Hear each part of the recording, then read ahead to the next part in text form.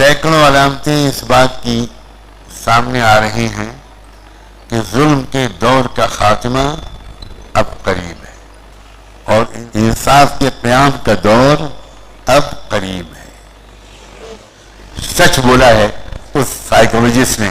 ایک لو ونڈو، اس سے محبت، اس سے محبت، جس نے دھوکہ دیا تو اس سے محبت، اس نے دھوکہ دیا تو اس سے محبت، اور بعض وقت کئی سے ایک ساتھ محبت. ایک صاحب نے ایک لو لیٹر ٹائپ کروایا جس کو اس کے آخر میں سر نے آرڈر کیا یہ دراز کھولو، اس میں 18 لڑکیوں کی لسٹ ہے، سب کو بھیج دو. یہ لڑکے، لڑکیاں سن رہی ہیں، بھروسہ مت کرنا. ہاں، یہ آسانی سے سچ بولنے والے لوگ نہیں ہیں، یہ ہر جگہ منہ مارتے ہیں. یہاں زیادہ میٹھا لگا تو یہاں چکھ لیا، اور میٹھا لگا تو اور چکھ لیا.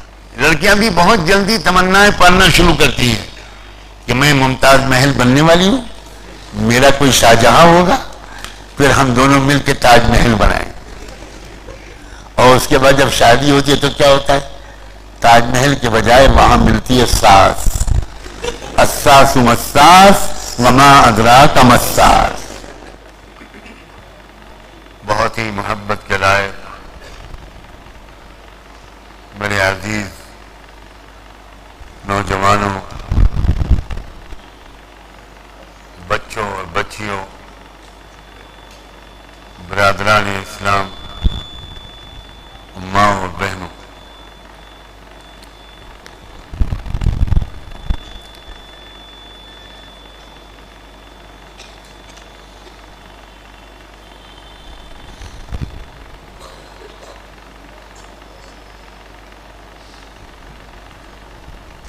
قرآن مجید کا ایک بہت بڑا احسان یہ ہے کہ پوری انسانی تاریخ میں جو ایسے واقعات گزرے ہیں جن میں ہمارے لیے بڑے قیمتی سبق چھپے ہوئے ہیں، ان واقعات کو بڑے ہی آتھینٹک طریقے پر اللہ نے قرآن میں ریکارڈ کر دیا ہے.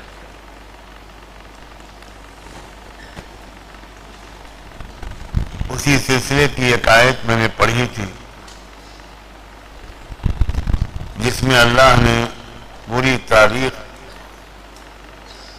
میں بار بار ہونے والے، دہرائے جانے والے ایک واقعے کا تذکرہ کیا،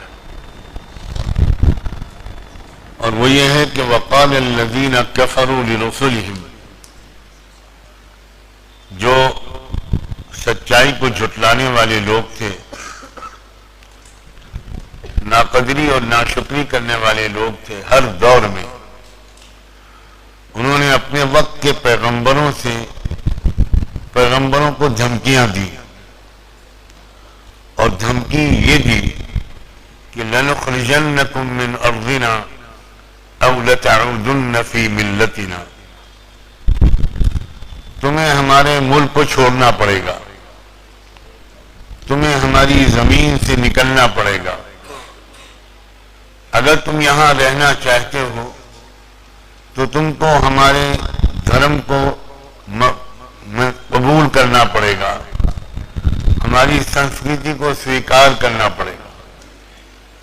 اگر تم نہیں کرو گے تو ہم تم کو یہاں نہیں رہنے دیں گے. جو لوگ قرآن کو نہیں سمجھتے، اور مجھے بہت دکھ ہے اور شکایت ہے کہ ہمارے کروڑوں نوجوان قرآن کو نہیں سمجھتے. آپ کالج یونیورسٹی میں پڑھتے ہیں، مبارک ہو، آپ ہسٹری اور جیوگرافی پڑھیں، اچھی بات ہے. آپ کمپیوٹر سائنس پڑھیں، پولیٹیکل سائنس پڑھیں، اکنامکس پڑھیں، اچھی بات ہے. مگر آپ قرآن نہ پڑھیں، اس سے زیادہ بری بات کوئی نہیں. قرآن کو صرف تلاوت کرنے کو میں نہیں کہہ رہا ہوں. کیا شیکسپیئر کے کلام کی تلاوت کافی ہے، یا شیکسپیئر کے لٹریچر کو سمجھنا ضروری ہے؟ کیا ٹینیسن اور ورڈسورتھ کی پوئٹری کو خالی پڑھ لینا کافی ہے، یا اس کو سمجھنا ضروری ہے؟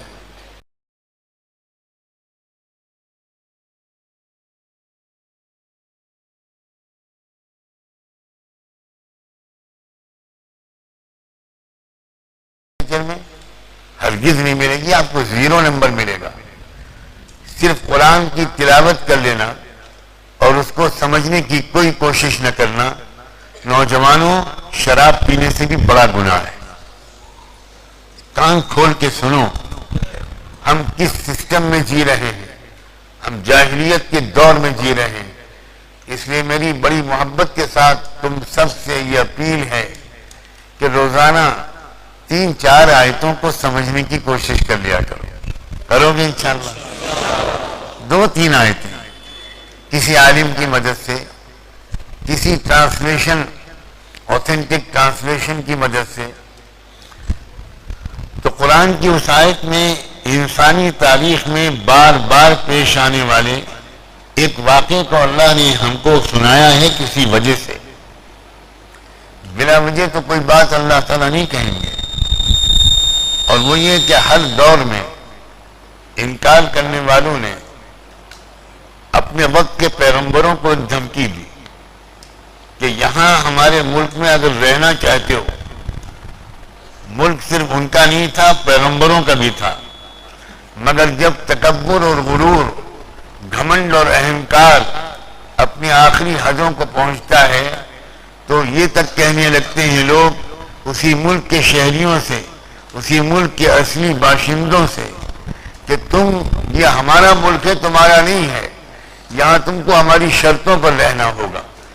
اگر آج دنیا کے کسی ملک میں یہ ہو رہا ہے، اگر آج دنیا کے کسی ملک میں یہ دھمکیاں دی جا رہی ہیں، اگر آج دنیا کے کسی ملک میں دھرم پریورتن کی دھمکی دی جا رہی ہے اور یہ کہا جا رہا ہے کہ تم فلاں ملک میں یا ہمارے ملک میں نہیں رہ پاؤ گے جب تک کہ تم ہمارے مذہب کو قبول نہ کرو،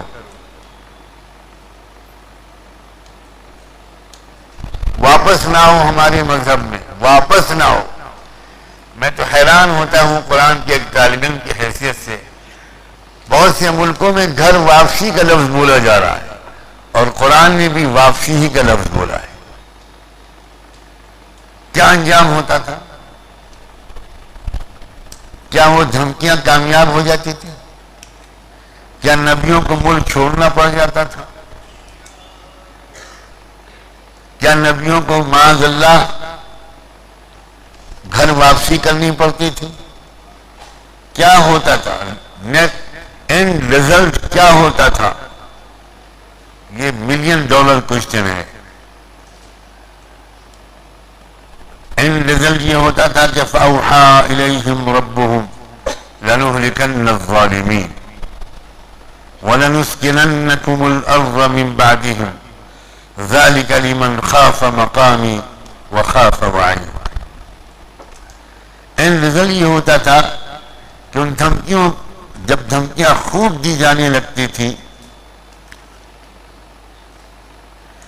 تو اللہ تعالیٰ اپنے نبیوں کو بتاتے تھے کہ دیکھو یہ ان کا منصوبہ ہے، یہ ان کا پلان ہے، تم ہمارا پلان سنو۔ اب ہم ڈسکلوز کرتے ہیں کہ ہمارا پلان کیا ہے۔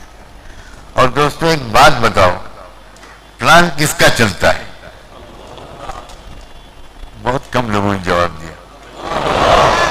کیا اللہ کے پلان کے مخالف کسی اور کا پلان الٹیمیٹلی غالب آ سکتا ہے؟ تھوڑے دن تک تو چل سکتا ہے، تھوڑے دن تک تو لوگوں کو دکھائی پڑے گا، اور دکھائی اس لیے پڑے گا کہ اللہ تعالیٰ اگر پہلے ہی دن اپنا پلان زمین پہ اتار دے، اپنی مدد زمین پہ اتار دے، تو پتہ کیسے چلے گا کہ کون ایمان والا تھا اور کون ایمان والا نہیں؟ اس لیے اللہ دیر لگاتے ہیں۔ یہ جملے کو سمجھ لینا، اللہ جلدی انٹرفیئر نہیں کرتے، ظلم ہونے دیتے ہیں، ظالموں کو ڈھیل دیتے ہیں، موقع دیتے ہیں، اور دیر لگتی ہے۔ جب دیر لگنے لگتی ہے تو بہت سے لوگ ڈاؤٹ فل ہو جاتے ہیں، بہت سے لوگوں کے اندر شکوک و شبہات پیدا ہو جاتے ہیں، ہونے لگتے ہیں۔ بہت سے لوگ سوچنے لگتے ہیں کہ پتہ نہیں قرآن کا وعدہ، یہ علماء کی باتیں یہ صحیح ہیں کہ نہیں، کیا واقعی کبھی سچائی کی فتح ہوگی، کبھی مظلوموں کو انصاف ملے گا، یا ہمیشہ ایسے ہی حال رہیں گے؟ چھوڑو ہٹاؤ، سچائی کے ساتھ مت دو، جھوٹ کے ساتھ دے دو، توحید کا ساتھ مت دو، شرک کا ساتھ دے دو، توحید والوں کا ساتھ چھوڑ دو، شرک والوں کا ساتھ اختیار کر لو، جھوٹ کی غلامی قبول کر لو، چند دن کی زندگی ہے، انجوائے کرو۔ اگر ہماری یہی تکلیفیں رہیں تو کیسے ہوگی ہماری شادی اور کیسے ہم زندگی کے مزے اڑائیں گے؟ بہت بڑی تعداد میں مسلمان کہلانے والی قوم کے اندر کمزور لوگ ساتھ چھوڑ دیتے ہیں، حق کا ساتھ چھوڑ دیتے ہیں، توحید کا دامن چھوڑ دیتے ہیں، انصاف کا دامن چھوڑ دیتے ہیں، ظلم کا ساتھ دینے لگتے ہیں، ظالموں کا ساتھ دینے لگتے ہیں۔ یہ ہوتی ہے حکمت اللہ کی دیر کرنے میں۔ بات سمجھ میں آ رہی ہے نا؟ جتنی دیر لگتی ہے تو بہت سے کمزور لوگ، کمزور ایمان کے لوگ، خود غرض لوگ، سیلفش لوگ، جلد باز لوگ، امپیشنٹ لوگ، وہ بالکل ساتھ چھوڑ دیتے ہیں اور باطل کی پارٹی جوائن کر لیتے ہیں، ظلم کی پارٹی جوائن کر لیتے ہیں۔ جو لوگ جمے رہتے ہیں تعداد میں وہ کم ہوتے ہیں مگر کوالٹی ان کی زبردست ہوتی ہے، بہادر ہوتے ہیں، اصول پرست ہوتے ہیں، موقع پرست نہیں ہوتے، وہ اصولوں پر سودا نہیں کرتے، وہ اللہ کی مدد پر شک نہیں کرتے، وہ اللہ کی قدرت پر شک نہیں کرتے، وہ اللہ کی مدد کا انتظار کرتے ہیں، چاہے انتظار کی مدت جتنی لمبی ہو۔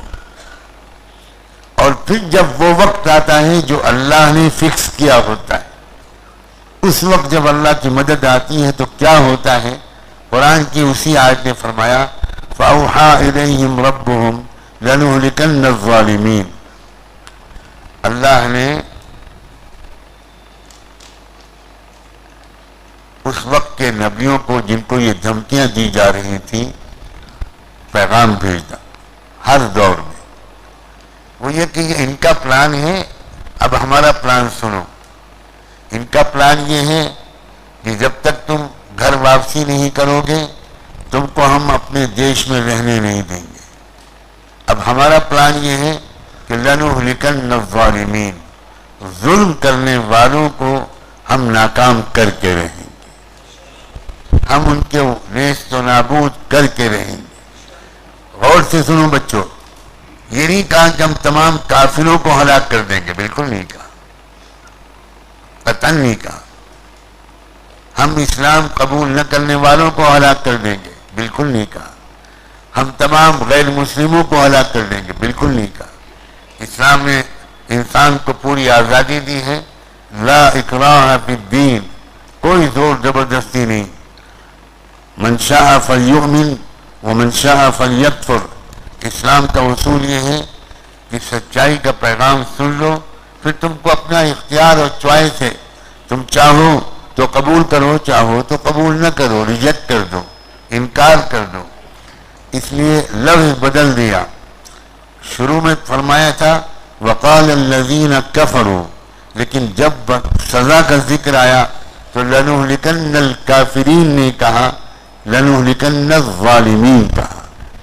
یعنی جو لوگ ظلم کریں گے، بے گناہ انسانوں کو ستائیں گے، ٹارچر کریں گے، ان کی آزادی کو چھینیں گے، ان کو غلط بات کے قبول کرنے پر مجبور کریں گے، ان کو ایک حد تک ڈھیل دینے کے بعد اللہ کہتا ہے ہمارا منصوبہ یہ ہے کہ ہم ان کو ہلاک کر دیں گے، ان کا خاتمہ ہوگا۔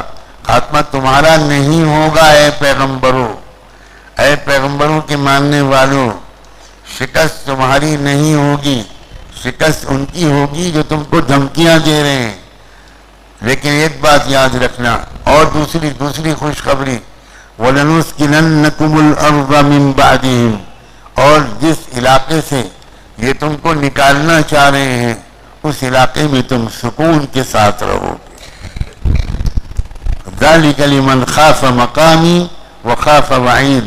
لیکن ایک بات کا خیال رکھنا، یہ خوشخبری ہم صرف ان لوگوں کے لیے سنا رہے ہیں جو روز محشر میرے سامنے کھڑے ہونے کے ڈر کے ساتھ تقوی اور احتیاط کے ساتھ زندگی گزاریں گے، گناہوں سے بچتے ہوئے زندگی گزاریں گے، ان کا مستقبل روشن ہوگا، ان کو کوئی ان کے ملک سے نکالنے میں کامیاب نہیں ہوگا، انہی کو عزت ملے گی، انہی کو اقتدار ملے گا، انہی کو سکون کے ساتھ اپنے وطن میں رہنے کا موقع ملے گا۔ کیا آپ کو نہیں لگ رہا ہے کہ یہ آیت شاید آج ہی اتری ہے؟ جواب دو۔ یہ ہے قرآن۔ قرآن پرانی کتاب نہیں ہے، قرآن کبھی پرانی نہیں ہوگی۔ قرآن کی ہر آیت پر اگر غور کرو، سمجھ کر پڑھو اور اپلائی کرو اپنے حالات کے اعتبار سے، بالکل قرآن کی ہر آیت ایسے لگتی ہے کہ وہ آج ہی اتری ہے۔ بڑا جرم کیا ہے ہم سب نے، ہماری اکثریت نے، کہ قرآن کو سمجھنا چھوڑ دیا اور قرآن میں اپنے چیلنجز کا حل ڈھونڈنا چھوڑ دیا۔ آج ہم اپنے چیلنجز کا حل پولیٹیکل پارٹیز کے مینیفیسٹو میں ڈھونڈتے ہیں۔ کامیابی ملتی ہے؟ پھر کوئی جواب نہیں دے رہے آپ۔ اس پارٹی کا مینیفیسٹو میں حل ڈھونڈا، کامیاب نہیں ہوئے، پھر دوسری پارٹی کے مینیفیسٹو میں حل ڈھونڈا، اس کو سپورٹ کیا، پھر کامیاب نہیں ہوئے۔ لکھ کے رکھ لو کہ قیامت تک اگر تم پولیٹیکل پارٹیز کے مینیفیسٹو میں اپنے مسائل کا حل تلاش کرتے رہو گے قرآن کی رہنمائی کے بغیر، تو یقیناً ناکام رہو گی، کبھی بھی کامیابی نہیں ملے گی، کبھی بھی تم کو وہ چیزیں نہیں ملیں گی جو تم کو مطلوب ہے۔ ایک بات سمجھ لو، اس دنیا میں حق اور باطل کے درمیان ایک کانفلکٹ چلتا رہتا ہے۔ آپ ہزار تمنا کرو کہ یہ کوئی کانفلکٹ نہ ہو، پوری دنیا ایک راستے پر پیس اور کوآپریشن کے ساتھ چلتی رہے، یہ تمنا پوری نہیں ہو۔ اللہ تعالیٰ نے پہلے ہی ایک ڈیمونسٹریشن کر کے دکھا دیا تھا جنتی میں۔ آدم علیہ السلام کو دنیا میں اتارنے سے پہلے ایک ڈیمو، آپ لوگ اس کو ڈیمو بولتے ہو، ڈیمونسٹریشن جنت میں ہی کر دیا تھا کہ دیکھو دو طاقتیں دنیا میں رہیں گی، ایک انسان اور ایک شیطان۔ شیطان ہر وقت انسانوں کو ستاتا رہے گا، اس لیے کانفلکٹ تو دنیا کا لازمی حصہ ہے۔ جہاں کوئی کانفلکٹ نہیں ہوگا، جہاں کوئی چیلنجز نہیں ہوں گے، جہاں کیریکٹر کا کوئی امتحان نہیں ہوگا، جہاں اصولوں پر اس جگہ کا نام جنت ہے۔ دنیا میں لازمی طور پر امتحان رہتا ہے۔ یہ الگ بات ہے کہ جموں کشمیر کے لوگ یہ سمجھتے ہیں کہ صرف وہ پریشانی میں ہے، صرف وہ مصیبت۔ کیا فلسطین میں بہت انصاف ہو رہا ہے؟ کیا امریکہ میں بہت انصاف ہو رہا ہے؟ کیا یورپ میں بہت انصاف ہو رہا ہے؟ کیا چائنا میں بہت انصاف ہو رہا ہے؟ مگر تم لوگ جموں کشمیر کے لوگ اللہ جانے جنت میں بھی کشمیر تلاش کرو۔ مجھے پکا یقین ہے کہ تم جنت کے دروازے پر کھڑے رہو گے اور کہو گے I am not going to enter until you please guide us to the Kashmiri جنت۔ آپ مجھے کشمیر میں لے جاؤ، مجھے وہاں میں نہیں جاؤں گا، میں حیدرآباد والی جنت میں نہیں جاؤں گا، میں دلی والی جنت میں نہیں جاؤں گا، میں یو پی جاؤں گا، میں آئی ڈس لائک آل دیز ایریاز۔ مجھے کشمیری جنت چاہیے، اور میں تم کو خوشخبری سناتا ہوں، تم جنت جا کر کشمیر کو بھول جاؤ۔ کسی نے نہیں کہا انشاءاللہ، کوئی کشمیر کو بھولنے کے لیے جنت میں بھی تیار نہیں۔ شاباش نوجوانوں، یہ تمہاری ذہانت کا میں نے امتحان لیا اور تم فیل ہونے سے بچ گئے۔ میں نے آل آف اے سڈن ایک کوشچن بیچ میں کھڑا کر دیا، اور یہ ہو سکتا تھا تمہارے منہ سے نکلتا ہے انشاءاللہ مگر تم ذہین لوگ ہو، خاموش رہے. لیکن نکاح کے موقع پر خاموش کوئی نہیں رہتا. جب قاضی صاحب پوچھتے ہیں قبول کیا تو تم زور سے کہتے ہو جی میں نے قبول کیا. دیر کیوں کر رہے ہیں آپ؟ اتنے زمانے سے تو میں انتظار کر رہا ہوں، آپ کہہ رہے قبول کیا. آج تو میری تمنا پورا ہونے کا وقت ہے، جلدی کیجیے، مجھے دنیا کو لے کر جانا ہے. اللہ تم سب کو ہمیشہ ہنسنا مسکراتا، تم کو غموں سے اور غموں کو تم سے دور رکھنا. دیکھو ظلم اور انصاف کی ٹکر، ظالم اور مظلوم کی کانفلکٹ، سچائی اور جھوٹ کی لڑائی، حق اور باطل کا جھگڑا، یہ اس دنیا میں پہلے دن سے شروع ہوا ہے اور آخری دن تک ہے. یہ تمنا دل سے نکال دو کہ کوئی کانفلکٹ نہ ہو، یہ نہیں ہو سکتا. ہمیں سمجھنا یہ ہے کہ اس امتحان میں ہم پاس کیسے ہوں، اس ٹیسٹ میں ہم کامیاب کیسے ہوں، ہم حق کا ساتھ کیسے دیں اور ہم باطل سے مرعوب نہ ہوں، باطل سے ڈرے نہ. آج کل کا ایجوکیشنل سسٹم کیریکٹر نہیں بناتا، کیریئر بناتا ہے، کردار نہیں بناتا، نوبل آئیڈیاز نہیں دیتا. بس صرف لگژریس لائف، کہ میری لائف لگژریس گزرے، میرے پاس پرائیویٹ کاروں کا ایک بیڑا ہو، میرے پاس پرائیویٹ ہیلی کاپٹر ہو، میرے پاس زبردست بنگلہ ہو، بہت شاندار مکان ہو، میرے پاس نوکروں کی ایک پوری ٹیم ہو، یہ ہو اور وہ ہو، لیکن میری وجہ سے کسی کو تکلیف نہ پہنچے، یہ مزاج نہیں بنتا. عزیزو، ایک خلا ہے دنیا میں، ایک خلا ہے، اور ہمارا ملک بھی اسی دنیا کا ایک حصہ ہے. میں صرف اپنے ملک کو بلیم نہیں کرتا، یہ پورا دور جاہلیت بن گیا ہے. یہ کیا بن گیا ہے؟ یہ جاہلیت کا دور بن گیا ہے.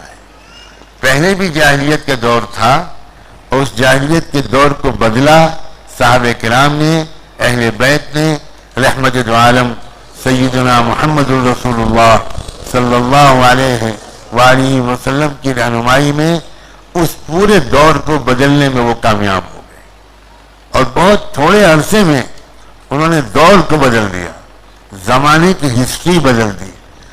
ظلم کی جگہ پر انصاف آ گیا، جھوٹ کی جگہ پر سچ آ گیا، کرپشن کی جگہ پر ایمانداری آ گئی، خود غرضی کی جگہ پر خیر خواہی آ گئی. تمام برائیاں مٹ گئی سوسائٹی سے. کیا دوبارہ یہ نہیں ہو سکتا؟ بہت اہم سوال ہے. آپ بتاؤ دوبارہ ہو سکتا ہے کہ نہیں؟ اللہ تعالیٰ کی قدرت میں کمی آ گئی؟ جو قدرت و طاقت اللہ کے پاس پہلے تھی وہ کم ہو گئی؟ جو دشمنوں کی طاقتیں اس وقت تھیں، آج کے دشمنوں کی طاقتیں اس سے زیادہ ہو گئیں؟ آج کے دشمنوں کی طاقتیں اللہ کی طاقت سے بڑھ گئیں؟ اللہ تعالیٰ بدل گیا ہے کیا؟ پھر کیا ہوا کہ ہم پیچھے ہٹتے چلے جا رہے ہیں؟ پھر کیا ہوا کہ ظلم بڑھتا چلا جا رہا ہے؟ پھر کیا ہوا کہ انصاف گھٹتا چلا جا رہا ہے؟ غریبوں پر ظلم ہو رہا ہے، کسانوں پر ظلم ہو رہا ہے، مزدوروں پر ظلم ہو رہا ہے. یہ نہ سمجھنا کہ صرف مسلمانوں پر ظلم ہو رہا ہے. یہ بھی ایک بڑی بنیادی غلط فہمی ہے، بہت بنیادی غلطی ہے. یہ مس انفارمیشن ہے، بے خبری کی دلیل ہے. منی پور میں جو ظلم ہوا، کیا وہاں مسلمانوں پر ظلم ہوا؟ وہاں کس پر ظلم ہوا؟ آپ بولو بھائی. کرسچنز پر. وہاں مسجدیں نہیں جلائی گئیں، وہاں چرچز جلائے گئے، وہاں کرسچن لڑکیوں کو ننگا گھمایا گیا، وہاں کرسچنز پر ظلم ہوا. تو یہ ظلم پھیل رہا ہے پوری دنیا میں، اور ایک قوم کی ضرورت ہے، ایک گروپ کی ضرورت ہے، جو اپنے اپنے علاقے کے حالات کے لحاظ سے اپنے اپنے علاقے کے قرآنی رہبروں کی رہبری میں اس ظلم کا مقابلہ کریں، ظلم کو کم کرنے کی کوشش کریں، ظلم کو روکنے کی کوشش کریں، سسٹم کو بدلنے کی کوشش کریں، مظلوموں کو انصاف دلانے کی کوشش کریں. ایک گروپ کی ضرورت ہے. سمجھ رہے ہو آپ؟ میں نے ایک حدیث پڑھی تھی اللہ کے رسول کا ایک ارشاد، تمہارے اور میرے پیارے آقا محمد الرسول اللہ صلی اللہ علیہ وآلہ وسلم. ان کا ایک جملہ ہے، تم سن کر خوش ہو جاؤ گے.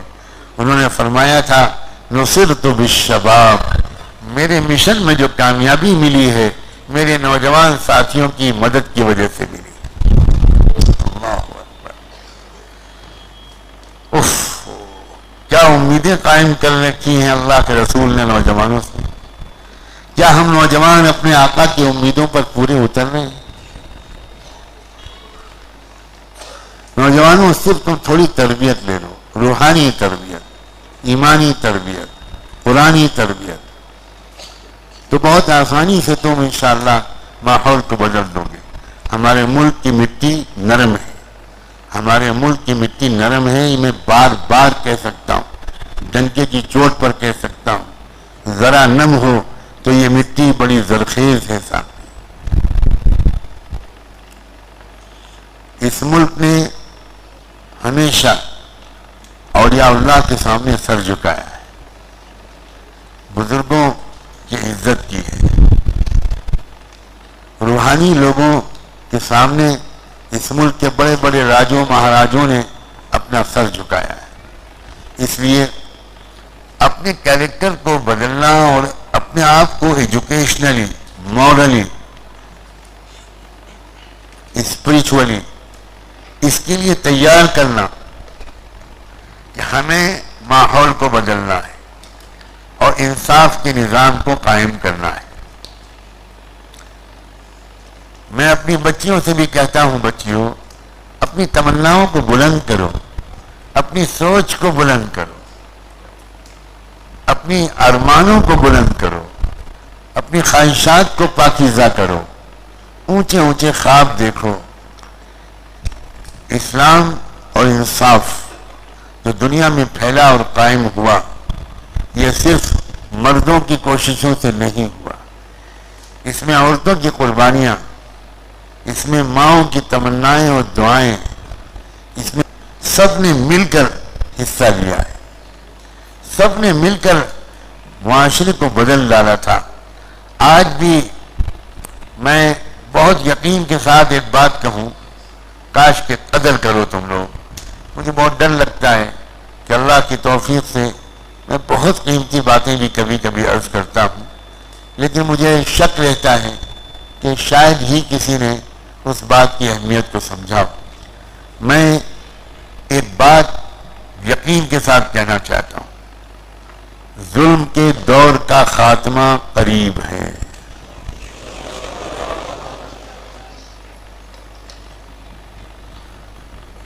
سینکڑوں علامتیں اس بات کی سامنے آ رہی ہیں کہ ظلم کے دور کا خاتمہ اب قریب ہے اور انصاف کے دور کا قیام، انصاف کے قیام کا دور اب قریب ہے. یہ جو تمہاری جنریشن ہے نا، تم کو میں دیکھتا ہوں تو میں کبھی کبھی میری تمنا ہوتی کاش میری نوجوانی واپس آ جائے. لیت الشباب یعود.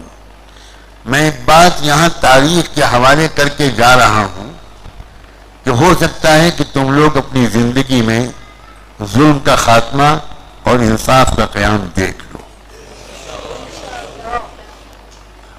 میں اپنے بارے میں تو یہ امید نہیں کر سکتا، میری زندگی کی شام اب قریب ہے، مجھے نہیں معلوم، لیکن تمہارے بارے میں میرا اندازہ ہے کہ اتنا زیادہ وقفہ باقی نہیں ہے.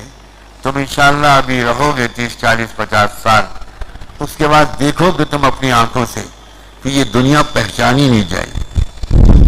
اس دنیا میں انصاف ہوگا، اس دنیا میں امن ہوگا، اس دنیا میں قومی جنگیں ختم ہو چکی ہوں گی، اس دنیا میں سارے ممالک آپس میں دوست ہو گئے ہوں گے، ظلم کا خاتمہ ہو چکا ہوگا، انصاف قائم ہو چکا ہوگا. یہ بتاؤ کیا تم نہیں چاہتے کہ تمہارا حصہ لگے اس تبدیلی میں؟ بہت کمزور آواز آئی.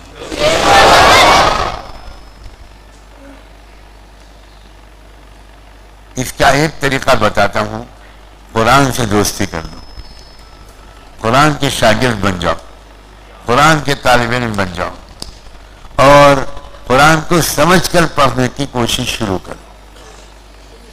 صرف تلاوت نہیں، قرآن کو سمجھ کر پڑھو، قرآن کو سینے سے لگاؤ، قرآن کو اپنی گائیڈ بک بناؤ. بچوں سے بھی کہہ رہا ہوں، بچیوں سے بھی کہہ رہا ہوں. اور ایک آئیڈیل بناؤ، ایک رول ماڈل بناؤ، صرف اور صرف اور صرف محمد الرسول اللہ.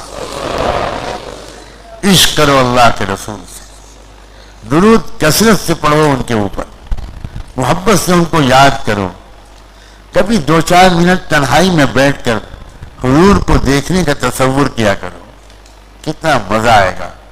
اکیلے میں بیٹھ جاؤ کمرہ بند کر کے، اور بالکل یہ سوچو جیسے میں اپنی گنہگار آنکھوں سے آقا کو دیکھ رہا ہوں.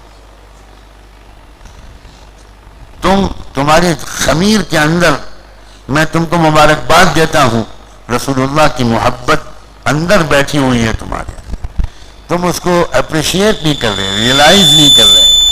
تمہارے اندر فطری طور پر جو محبت ہے، یہ خیال دل سے نکال دو ہم بڑے گنہگار لوگ ہیں. بہت سے گنہگار مسلمانوں کے دل میں بھی اللہ کے رسول کی محبت اندر گھسی ہوتی ہے. انہیں خبر نہیں ہوتی کہ ان کے دل کو آقا سے کیا عشق ہے، انہیں خبر نہیں ہوتی کہ رسول اللہ سے ان کو کتنی محبت ہے. اختر شیرانی ایک شاعر گزرے ہیں، اور بہت سے شاعروں کی طرح وہ بھی شراب و کباب کے عادی ہو گئے تھے، شراب بہت پیتے تھے. ایک دن وہ نشے میں چور بیٹھے ہوئے تھے، اور نشے میں جب آدمی ہوتا ہے تو اپنے کو اپنی دنیا کا سب سے بڑا آدمی سمجھتا ہے.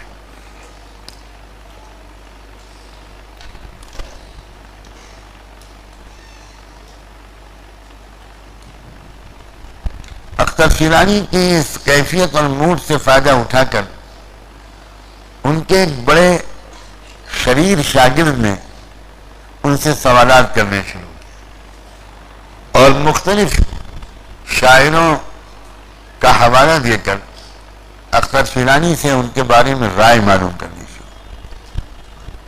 کبھی پوچھتے تھے کہ حضور غالب کے بارے میں کیا خیال ہے، تو کہتے تھے بیوقوف آدمی تھا. حضور سودا کے بارے میں کیا خیال ہے، تو اس کے دماغ میں شاعری کا سودا سوار ہو گیا تھا، میرے سامنے آتا تو میں ٹھیک کر دیتا. حضور آپ کا انشاءاللہ خان انشاء کے بارے میں کیا خیال تھا، اس کی تو انشاء بھی درست نہیں تھی، گرامر بھی صحیح نہیں تھی. حضور آپ کا ذوق کے بارے میں کیا خیال ہے، تو بڑا بذوق آدمی تھا. تو ہر شاعر کو وہ کنڈم کرتے چلے گئے، نشے کی کیفیت تھی. تو اسی موڈ سے فائدہ اٹھا کر ایک بڑے نالائق شاگرد نے یہ سوال کر دیا کہ حضور آپ کا محمد صاحب کے بارے میں کیا خیال ہے. بس یہ نامی سننا تھا کہ غصے سے کانپنے لگے، جام پھینکا شراب کا، اپنی چھڑی اٹھائی اور اس نوجوان کے سر پر اس طرح مارا کہ سر کے ٹکڑے ہو گئے، سر پھٹ گیا، اور کہا کہ ناہنجار تیری یہ ہمت کیسے ہوئی کہ مجھ ناپاک کے مجلس میں تو یہ پاک نام لے لی. اور اس کے بعد اسی وقت توبہ کی، نہائے دھوئے، کپڑے بدلے، سجدے میں گر کر اللہ سے معافی مانگی کہ اللہ مجرم تو میں ہوں، نہ میں شرابی اور ناپاک ہوتا، نہ میری مجلس میں آقا نامدار کی توہین ہوتی. ان کا تذکرہ میری مجلس میں آئے یہ بالکل مناسب نہیں تھا، یہ میرا گناہ ہے. اللہ آج سے میں وعدہ کرتا ہوں یہ گنہگاری کی زندگی چھوڑ دوں گا. پھر اختر شیرانی ایک پاکیزہ پرہیزگار مسلمان ہو کر دنیا سے گئے. اللہ ان کو جنت نصیب.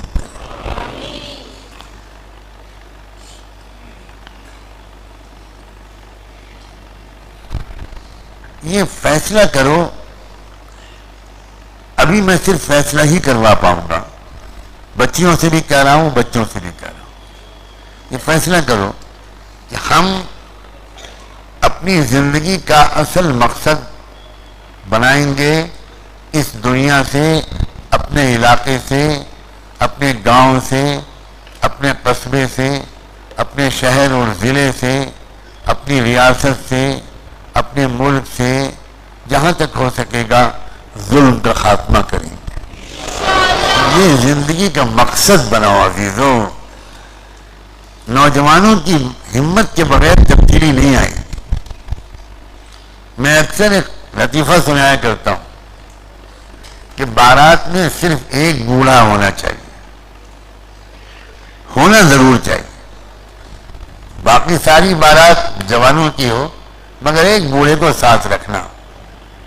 میں لطیفہ سناؤں یا دیر ہو رہی ہے بھاگنا چاہ رہے ہو؟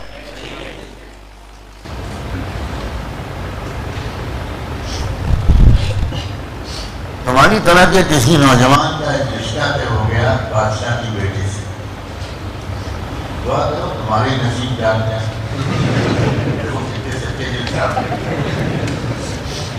بہت خوش کبھی کبھی اندھے کے ہاتھ بھی بٹے بیٹھ جاتا.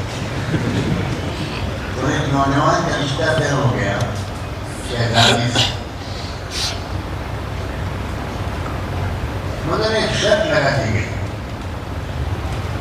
کہ بارات میں کوئی بوڑھا نہیں آئے گا، صرف نوجوان آئے گا. اس نوجوان لڑکے کے جو دادا تھے بہت دن سے اپنے پوتے کی شادی میں شرکت کے انتظار ہوئے. انہوں نے نئے کپڑے سلوائے، نئی اشکن سلوائی، نئی پگڑی بنوائی اور تیاری کرنے لگے. تو بچوں نے آ کر کہا کہ دادا ان کی طرف سے ایک شرط ہے کہ بوڑھا کوئی نہیں جائے گا. دادا آپ گھر پہ بیٹھ کے دعا کیجیے، ہم لوگ جائیں گے. دادا نے کہا میں نہیں جاؤں گا تو بارات بھی نہیں جائے. بہت سمجھایا بچوں نے کہ دادا زندگی میں آپ نے اور کیا کیا ہے سوائے بارات میں جانے. کئی سینچریاں مار چکے ہیں آپ، تو اب اللہ کے واسطے اس بارات کو جانے دیجیے اور آپ گھر پر بیٹھ کر دعا کیجیے. دادا تو پھر دادا تھے، یہ داداؤں ہی سے تو دادا گیری کا لفظ نکلا. انہوں نے کہا کہ میں نہیں جاؤں گا تو بارات بھی نہیں جائے. اب بچے بڑے پریشان. پھر دادا نے ایک ترکیب سمجھائی. دادا نے کہا دیکھو تم لوگ تو مسلمان ہو نا، تو ڈھولک تو لے کر جاؤ گے ڈھولک بجاتے ہوئے. مسلمان تو ڈھولک کے بغیر نہیں جاتا، ناچ گانا تو مسلمان کرتے ہی ہیں. تو تم ایک ڈھولک جو بناؤ ذرا بڑی ڈھولک بنوا دو، اور میں تو چھوٹا سا ہو گیا ہوں بڑھاپے کی وجہ سے، تو مجھے موڑ مار کے ڈھولک کے اندر بٹھا دینا، ایک سوراخ رکھ دینا تاکہ میں سانس لیتا رہوں، اور ڈھولک بجاتے ہوئے لے جانا. لوگ کیا سمجھیں گے اس کے اندر کوئی بیٹھا ہے. تو بچوں کی سمجھ میں یہ بات آ گئی کہ ہاں بھائی یہ کریں گے. ڈھولک بنوا لی، دادا جان کو ڈھولک میں بٹھا لیا، اور اس کے بعد ڈھولک بجاتے ہوئے بارات شاہی محل پہنچ گئی. نکاح ہو گیا، تقریبات اور رسمیں ہو گئیں. اس کے بعد کھانے کی میز پر جب بیٹھے تو شاہی محل کے افسران آئے اور انہوں نے کہا کہ ہمارے ہاں شاہی دربار میں، شاہی خاندان میں ایک رسم یہ بھی ہے کہ بارات کے جو لوگ ہوتے ہیں، باراتی لوگ، ان کے ہاتھ میں ایک لکڑی باندھ دی جاتی ہے کوہنی سے لے کر انگلیوں تک. یہ ہمارے یہاں کی شاہی رسم ہے. سب لوگ گھبرا گئے لیکن مجبور تھے. سب نے ہاتھ کھول دیے، سب کے ہاتھوں میں لکڑیاں بن گئی. اب لکڑی بن گئی تو کھائیں کیسے؟ ہاتھ تو موڑ ہی نہیں سکتے. اب پریشان بیٹھے، وازوان سامنے رکھا ہے، شاندار کھانے سامنے رکھے ہیں، گوشتابہ سامنے رکھا ہے، بریانی سامنے رکھی ہے، مگر کھا نہیں سکتے، ہاتھ نہیں موڑ رہا ہے. تب یاد آیا کسی کو کہ اب دادا کام آئے. جب پہنچے ڈھولک کے پاس اور بجاتے بجاتے چپکے سے پوچھا دادا مصیبت میں آ گئے ہم لوگ، ہم سب کے ہاتھوں میں لکڑیاں بن گئی، کھائیں کیسے؟ کہنے لگے بچوں بڑے ناسمجھ ہو، تم میں سے ہر ایک اپنے سامنے والے کو کھلائے. اب جیسے ہی انہوں نے اپنے سامنے والے کو کھلانا شروع کیا، ادھر والا ادھر والے کو، ادھر والا ادھر والے کو، تو فوراً افسران آ گئے، رک جائیے، آپ کے درمیان کوئی نہ کوئی بوڑھا ضرور ہے، کوئی نہ کوئی بوڑھا ضرور ہے، ہم تلاشی لیں گے، ہم تلاشی لیں گے، کوئی نہ کوئی بوڑھا ضرور ہے۔ ارے کہاں بوڑھا کوئی ہے، آپ ہم ہی لوگ تو ہیں۔ کہا یہ ہو ہی نہیں سکتا، یہ سمجھداری کسی نوجوان میں ہو ہی نہیں سکتی، ہم تلاشی لیں گے کہ کوئی بوڑھا ہونا چاہیے۔ تو نوجوانوں، کسی بوڑھے کو اپنا رہبر بنا دو۔ اتنی بات اگر تم نے کر دی نا، کسی نوجوانوں کی باتوں کو سنتے رہو، چھٹیوں کے موقع پر کسی بڑے بزرگ رہبر کے پاس جاؤ، اپنی راز کی باتیں بتاؤ، رہنمائی لو، اپنے جو پینس ہیں، جو تکلیفیں ہیں، جو غم ہیں، وہ شیئر کرو۔ تڑپ اے دل، تڑپنے سے ذرا تسکین ہوتی ہے، تڑپ اے دل، تڑپنے سے ذرا تسکین ہوتی ہے، خاموشی سے مصیبت اور بھی سنگین ہوتی ہے۔ کسی کو اپنا رہبر بناؤ۔ یہ جو کہتے ہیں نا بزرگوں سے تعلق رکھو، میں الفاظ بدلتا ہوں، الفاظ اولڈ فیشن ہو گئے ہیں، نوجوان نہیں سمجھتا کہ بزرگوں سے تعلق کیا بات ہے۔ میں صرف اتنا کہتا ہوں، دیکھو ہر نوجوان کی زندگی میں کچھ غم ہوتے ہیں، کچھ ادھوری تمنائیں ہوتی ہیں، کچھ ٹینشنز ہوتے ہیں، کچھ اسٹریس پیدا کرنے والے میٹرز ہوتے ہیں، کبھی ناکام محبتیں ہوتی ہیں، کبھی بے وفا دوستیاں ہوتی ہیں۔ میں بہت اہم باتیں بول رہا ہوں، اور میں خود میں اس طرح کا آدمی نہیں ہوں کہ مجھے تمہاری سائیکولوجیکل پرابلمز کا پتہ نہ ہو۔ یہ جو عمر ہوتی ہے یہ عجیب و غریب عمر ہوتی ہے، ینگ ایج جو ٹین ایج ہوتی ہے 13 to 19، یہ ایج بہت تمناؤں کی عمر ہوتی ہے، بہت آرزوؤں کی عمر ہوتی ہے، تو بہت تمہارے اندر ایسی چیزیں ہوتی ہیں کہ جس میں تم کو ضرورت ہوتی ہے، کوئی ہمدرد ہو، کوئی چارہ ساز ہو، کوئی غمگسار ہو، کوئی رازدار ہو جس سے میں اپنے رازوں کو شیئر کروں۔ کوئی کسی گناہ میں پھنسا ہوا ہے، چھوڑ نہیں پا رہا ہے، چاہتا ہے چھوڑنا، چھوڑ نہیں پا رہا ہے، کسی کو کسی دوست نے دھوکہ دے دیا۔ یہ ینگ نوجوانوں کو آلموسٹ 100% یہ تجربے ہوتے ہیں۔ کیا میں تم سے پوچھوں ہوتے ہیں کہ نہیں ہوتے؟ پھر تم شرما رہے ہو نا، میں ابھی مطمئن نہیں ہوا۔ ماشاءاللہ، شاباش، اکیلے ہی کافی تھا بچہ، آپ سب خاموش رہتے تب بھی جواب مل جاتا، مگر شرم کرو، بچے تم سے زور سے بول رہے ہیں۔ ہر ایک کی زندگی میں ہوتا ہے، ہر لڑکے کی زندگی میں بھی ہوتا ہے، ہر لڑکی کی زندگی، اس کی ایک وجہ ہے۔ یہ جو صدمے ہوتے ہیں نوجوانوں کو، یہ جو سیٹ بیکس ہوتے ہیں، اس کی وجہ یہ کہ نوجوان زندگی کی حقیقت کو سمجھتے نہیں۔ زندگی تمناؤں کے پورا کرنے کی جگہ نہیں ہے، یہاں تو ہزاروں تمنائیں ایسی کہ ہزاروں خواہشیں ایسی کہ ہر خواہش پہ دم نکلے، بہت نکلے میرے ارماں لیکن پھر بھی کم نکلے۔ یہ خواہشات کے پورا ہونے کی جگہ ہی نہیں ہے، خواہشات کے پورا ہونے کی جگہ صرف جنت ہے۔ مگر ہمارے سب کے دلوں میں خواہشات ہیں، بالکل ہیں، اور جہاں 12-13 سال کی عمر ہوئی لڑکے کی اور لڑکی کی، اور خواہشات نے جوش مارنا شروع کیا۔ اب لڑکے کی خواہش یہ ہوتی ہے، وہ روز آئینے میں اپنا منہ دیکھتا ہے کہ مونچھیں نکلنے شروع ہوئی کہ نہیں، اور وہ اچک کے اپنے ہائٹ کو بلند کرتا ہے، اور ہم جیسوں سے کہتا ہے ابو سے کہیے ذرا میری جلدی شادی کر دیں، دیر نہ کرنے میں جوان ہو گیا ہوں، ابو سے کہیے نا، ابو آپ کی بات مانتے ہیں۔ اور جب بیان کے بعد دعا شروع ہوتی ہے تو نوجوان لڑکے پرچہ بھیجتے ہیں، میرے رشتے کے لیے بھی دعا فرما دیجیے۔ دیکھو تم سب کے دل کی بات کہہ رہا ہوں، چھپانا مت، زیادہ بوڑھے مت بنو، زیادہ بزرگ مت بنو، مکاری کرنا چھوڑ دو، نوجوان ہو، نوجوان رہو، اور مجھے نوجوان ہی پسند ہے۔ تمہاری کمزوریوں کے ساتھ میں تم کو پسند کرتا ہوں، میں کسی طرح سے بدگمان نہیں ہوں نوجوانوں سے، قطعاً بدگمان نہیں ہو نوجوانوں سے. یہ ایک نیچرل فینومینا ہے. جب 13 کی ایج شروع ہوتی ہے تو جرمن سائیکولوجسٹ لکھتے ہیں کہ ہر لڑکے اور لڑکی کے برین میں ایک نئی ونڈو کھلتی ہے. اس ونڈو کا نام ہے لو ونڈو. کیا خوبصورت نام رکھا ہے. سچ بولا ہے اس سائیکولوجسٹ نے.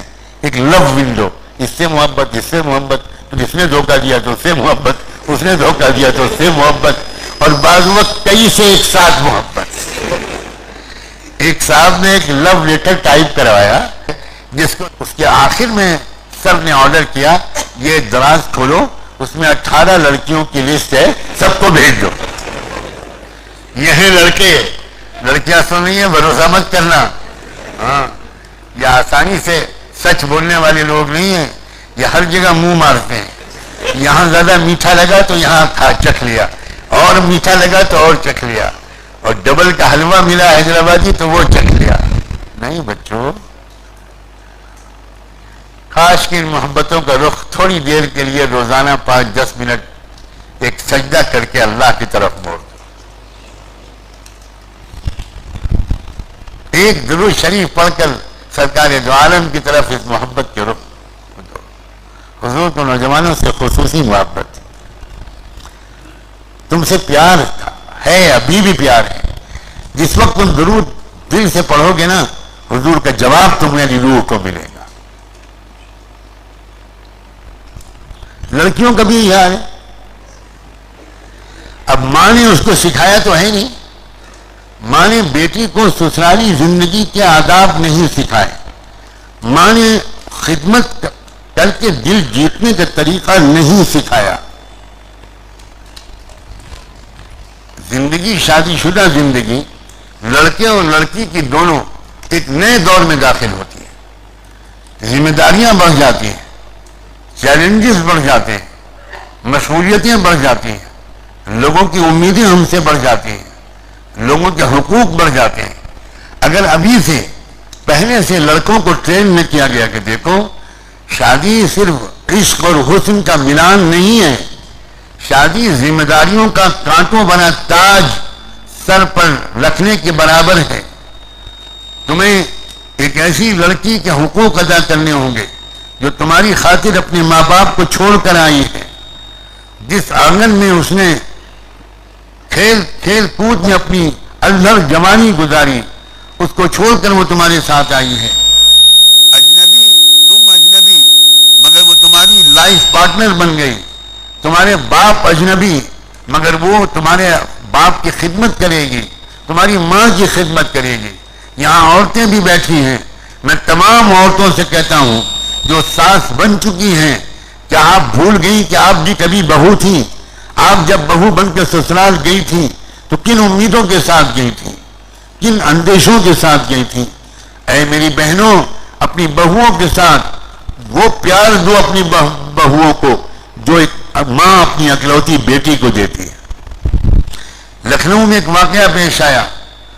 ایک ہندو فیملی پوری کی پوری اسلام میں داخل ہوئی. کیسے داخل ہوئی؟ ایک آرمی کے کرنل تھے, ہندو پنجابی, اور وہ لکھنؤ میں انہوں نے اپنا مکان بنایا تھا. ان کے پڑوس میں ایک مسلم فیملی رہتی تھی. وہ مسلم فیملی بھی بہت ایڈوانس تھی. میرا وہاں درس قرآن ہوتا تھا قریب کی مسجد میں. تو وہ لڑکا جو اس پڑوس کے گھر میں رہتا تھا, وہ امریکہ میں پڑھتا تھا. وہ درس قرآن میرا منگواتا تھا ریکارڈڈ. اس وقت تو یہ لائیو ٹیلی کاسٹ نہیں ہوتا تھا, لیکن ریکارڈڈ منگواتا تھا بہت پابندی سے, اور وہاں سنتا بھی تھا, اور یونیورسٹی اسٹوڈنٹس اور کولیگس میں سنواتا تھا. بہت ہی فرشتہ صفت نوجوان تھا. میں نے زندگی میں جو چند بہت ہی نیک اور پاک دامن نوجوان دیکھے ہیں, ان میں ایک وہ نوجوان تھا. اس نوجوان کا رشتہ ہوا ایک ایسی لڑکی کے ساتھ جو بہت پہلے سے میرے درس قرآن میں آتی تھی, اور پاک دامن لڑکی تھی, ولی صفت لڑکی تھی, خدمت گزار لڑکی تھی, خوش اخلاق لڑکی تھی. کیا بتاؤں میں کیسی پیاری بچی تھی وہ. میں نے ہی نکاح پڑھایا. وہ لڑکی اپنی سسرال گئی، اس نے جس طرح سسرال میں جا کر محبتیں جیتی، جس طرح اپنے بوڑھے ساس سسر کی خدمت کی، 4 بجے صبح وہ دروازے پہ نوک کرتی تھی، جس روم میں بیڈ روم میں ساس سسر آرام کرتے تھے، وہ نوک کرتی تھی کہ ممی چائے لے لیجئے، پاپا چائے لے لیجئے۔ صبح بیڈ روم میں بیڈ ٹی پلانا، ناشتہ کرانا، کھانا کھلانا، کپڑے دھونا، خود پریس کرنا، کہیں لانڈری میں نہیں جانے دیتی تھی، نہیں ممی پاپا کے کپڑے میں لانڈری میں نہیں بھیجوں گی، میں خود خدمت کروں گی۔ ممی سے کہا ممی بہت دن ہو گئے خدمت کرتے ہوئے، اب میں آپ کچن میں نہیں جائیں گی، آپ مجھے بتائیں گی کہ کیا پکے گا، کتنے مہمان آنے والے ہیں، تو آپ چائے پئیں گی کہ کافی پئیں گی، کتنی بجے پئیں گی، پاپا کتنی بجے پئیں گے۔ یہ جو خدمت کا ماحول، محبت کا ماحول، ایسی محبت کہ جیسے ماں اور بیٹی کی محبت، اور وہ بھی اکلوتی بیٹی۔ پڑوس کے جو ہندو گھر تھا، نان مسلم گھرانہ، بڑے شریف لوگ تھے، ان کے گھر میں آنا جانا تھا، ان کی وائف نے آ کر اپنے شوہر کو بتانا شروع کیا، ان کی بیٹی نے آ کر اپنے باپ کو بتانا شروع کیا کہ کیا پیاری بھابھی آئی ہیں، کیا پیاری بہو آئی ہے، گھر کو جنت بنا دیا ہے۔ تو کرنل صاحب نے بھی ان گھر سے تعلقات بڑھائے اور پوچھنا شروع کیا اس بیٹے سے کہ بیٹا تم تو امریکہ میں پڑھتے ہو، تمہارے اندر یہ ویلیوز، یہ اخلاق کیسے آ گئے، اور لڑکی تم تو باہر سے پڑھ کر آئی ہو، ہائی ایجوکیٹڈ لڑکی تھی وہ، تم اتنی پیاری، اتنے مینرز، اتنی ویلیوز، اتنے اخلاق کہاں سے آئے؟ تو بیوی اور شوہر دونوں نے جواب دیا انکل حضرت محمد الرسول اللہ ہمارے دل میں بسے ہوئے ہیں، ہم لوگ ان کو فالو کرتے ہیں، ہم لوگ اسلام کو فالو کرتے ہیں۔ یہ اسلام نے سکھایا؟ جی اسلام نے سکھایا کہ ہماری فیملی سے ہم کو یہ ویلیوز نہیں ملی، لیکن ہم نے قرآن کو پڑھا ہے، ہم نے حضرت محمد صاحب سے محبت کی ہے، اور ہمیں کچھ ایسی تربیت مل گئی۔ جب میں امریکہ میں پڑھتا تھا تو وہاں ایسا گروپ تھا کہ ہم لوگ روزانہ یا ہر ویکینڈ کو، سیٹرڈے سنڈے، ہم لوگ اپنی یونیورسٹی کی مسجد میں بیٹھ کر قرآن کو ڈسکشن کرتے تھے، قرآن کا مطالعہ کرتے تھے، 1-2 حدیثیں پڑھتے تھے، اور اسی وقت سے میں نے طے کیا کہ I am going to change myself, I am going to transform myself totally۔ میں اندر باہر سے ہر طرح میں اپنے آپ کو بدل کر رہوں گا۔ اللہ کا شکر ہے کہ میں کچھ نہ کچھ تو سیکھ رہا ہوں۔ اب سنو اگلی بات نوجوانوں، وہ ماؤں سنو، وہ بچیوں سنو، اور میرے جگر کے ٹکڑوں تم بھی سنو۔ ان کرنل صاحب اپنی پوری فیملی کے ساتھ ایک دن آئے اور لڑکے سے کہا بیٹا ہم لوگ نہا دھو کر آئے ہیں، ہمیں کلمہ پڑھا دو، ہم اس اسلام کو سیکھنا چاہتے ہیں جس نے تم کو اور تمہاری بیوی کو ایسا پیارا انسان بنایا ہے۔ اسلام ایسا ہے اللہ کے بندو، ہمارے گھروں میں جھگڑے ہو رہے ہیں، ہماری فیملی سسٹم ٹوٹ رہی ہے، میاں بیوی لڑتے رہتے ہیں، جس کی وجہ سے لڑکے بہت پریشان رہتے ہیں، وہ گھر میں جاتے ہوئے ڈرتے ہیں، جب گھر جاؤ پاپا ممی لڑتے ہوئے ملیں گے، وہ دیر رات تک دوستوں کے پاس رہتے ہیں۔ گھروں کا ماحول ایسا بناؤ، اے وہ لوگوں جو باپ بن چکے ہو، اے وہ بہنوں جو ماں بن چکی ہو، خوشیوں کا ماحول بناؤ، محبتوں کا ماحول بناؤ، مسکراہٹوں اور قہقہوں کا ماحول بناؤ، سب کی شدید محبت ہو، ساس کو بہو سے محبت ہو، بہو کو ساس سے محبت ہو، نن کو باوج سے محبت ہو، باوج کو نن سے محبت ہو، دیور اور دیورانی اور جٹھانی میں محبت ہو۔ گھر میں ایسا ماحول بناؤ اللہ کے بندو۔ مجھے بہت دکھ ہوتا ہے، بہت دکھ ہوتا ہے جب ہزاروں عورتیں مجھے پڑھ لکھ کے بھیجتی ہیں یا میسج بھیجتی ہیں کہ میرے شوہر بہت غصہ کرتے ہیں، میرا بیٹا بہت نافرمانی کرتا ہے، میرے بیٹے اور بہو میں بہت لڑائیاں ہوتی رہتی ہیں۔ کیا ہے یہ اسلام نہیں ہے۔ میں پھر دہراتا ہوں، اسلام کرتے پاجامے اور ٹوپی کا نام نہیں ہے، اسلام اخلاق کا نام ہے، اسلام ویژن کا نام ہے، اسلام ایک کیریکٹر اور مینرز کا نام ہے، اسلام آداب کا نام ہے۔ جس کے ہونٹوں پر مسکراہٹ نہ ہو وہ اچھا مسلمان نہیں. کیا میں امید کروں کہ میری باتوں پر کچھ بھی عمل کرو گے؟ دیکھو اس کی ایک ترکیب بتاتا ہوں. میں بات کر کے چلا جاؤں گا, تھوڑی دیر کے بعد تم لوگ دوسرے کاموں میں لگ جاؤ گے, لگو گے کہ نہیں؟ اس کے بعد روزمرہ کی جو ڈیلی روٹین ہے اس میں لگ کر یہ سب باتیں ذہن سے نکل جائیں. عام طور پر ایسے ہی ہوتا ہے. بتاؤ ترکیب کیا کی جائے کہ تم مینٹین کرو اس موڈ کو جو تمہارا اس وقت بنا ہے. اس وقت تمہارا موڈ بہتر بنا ہے کہ نہیں؟ ایمانی بنا ہے کہ نہیں؟ روحانی بنا ہے کہ نہیں؟ غصہ تو نہیں آ رہا کسی کو؟ سب جا کر اپنی بہنوں کو چاکلیٹ کھلانا, اور جن کی شادیاں ہو چکی ہیں اپنی بیویوں کو آئس کریم کھلانا, سمجھے؟ ہاں میں یہ نہیں کہہ رہا ہوں جا کر پڑھ کے پھونک دینا, میں تم کو بزرگ نہیں بنا رہا ہوں, مسلمان بنا رہا ہوں. ابھی تم یہاں سے جاؤ اور کہو بیٹھ جاؤ بیٹھ جاؤ بیٹھو جلدی سے, میں یہ سورہ یاسین پڑھتا ہوں, تو اس کا انتقال نہیں ہونے والا ہے. آپ سورہ یاسین کیوں پڑھ رہے ہو؟ آپ آئس کریم کھلاؤ, آپ اس کو کس کرو, آپ اس سے آئی لو یو کہو, میں ترغیب دے رہا ہوں. تم الٹے سیدھے لوگوں کو آئی لو یو کہتے ہو. جس سے لو یو کہنا چاہیے اس سے تو نہیں کہتے, اس سے تو سیدھے منہ بات نہیں کرتے. جب شوہر گھر میں جاتا ہے تو بیوی اس طرح ڈرتی ہے جیسے ایس ایچ او صاحب آ گئے, ایس پی صاحب آ گئے. یہ کون سا اسلام ہے بھائی؟ یہ اسلام قرآن میں نہیں آیا, یہ اسلام رسول اللہ نہیں لے کر آئے. پتہ نہیں تم نے کہاں سے یہ میڈ ان انڈیا اسلام بنایا. نہیں بالکل نہیں. ایک دم مسکراہٹوں کا, خوشیوں کا ماحول بنے. میرے قریبی ساتھی مولوی خالد سے پوچھو کہ میرا معاملہ بچوں کے ساتھ کیسا ہوتا ہے, میرا معاملہ بچیوں کے ساتھ کیسا ہوتا ہے, اپنے بچوں کے ساتھ میرا کیسا معاملہ ہوتا ہے. جس دن سے میں نے وہ حدیث پڑھی ہے کہ جب بھی حضرت فاطمہ آتی تھی حضور کے پاس, حضور خود کھڑے ہو کر اپنی بیٹی کو چمٹا کر پیشانی چومتے تھے. میرے لیے میری کمر ریڑھ کی ہڈی 3 جگہ سے ٹوٹی ہوئی ہے, اور میرے لیے لیٹ کر اٹھنا اور میرے لیے بیٹھ کر اٹھنا مشکل ہوتا ہے. یہاں مولوی داماد مولوی عبدالماجد بھی بیٹھے ہوئے ہیں, ان سے بھی پوچھو. میں چاہے لیٹا ہوا ہوں چاہے تھکا ہوا ہوں, میں کھڑا ہوتا ہوں اور اپنی بیٹیوں کو پیشانی پر سنت کے اتباع میں بوسہ لیتا ہوں. اس لیے ہمارے گھر میں محبتوں کا ماحول ہے. اور اپنے تو اپنے, دوسروں کے بچے بھی جب آتے ہیں تو میں اپنے سینے میں بٹھا لیتا ہوں, کھیلتا ہوں ان کے ساتھ بچوں کی طرح, بھول جاتا ہوں کہ میں کون ہوں. یہ ہے اسلام. اسلام سختی کا نام نہیں ہے, اسلام صرف نماز روزے کا نام نہیں ہے, اسلام صرف داڑھی اور برقعے کا نام نہیں ہے. اسلام ایک کمپلیٹ تہذیب ہے, ایک آئیڈیل سویلائزیشن ہے, ایک ماڈریٹ سویلائزیشن, ایک ماڈرن سویلائزیشن, ایک پروگریسو سویلائزیشن ہے اسلام. اسلام کو ٹھیک سے سمجھو. اس لیے میں تم سے ایک بات کہنا چاہتا ہوں, کبھی کبھی میرے پاس آ جایا کرو.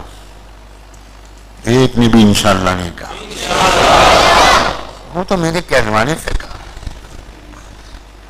مجبوراً کہا, فیل ہو گیا امتحان میں. کہاں رہتا ہوں میں؟ ہاں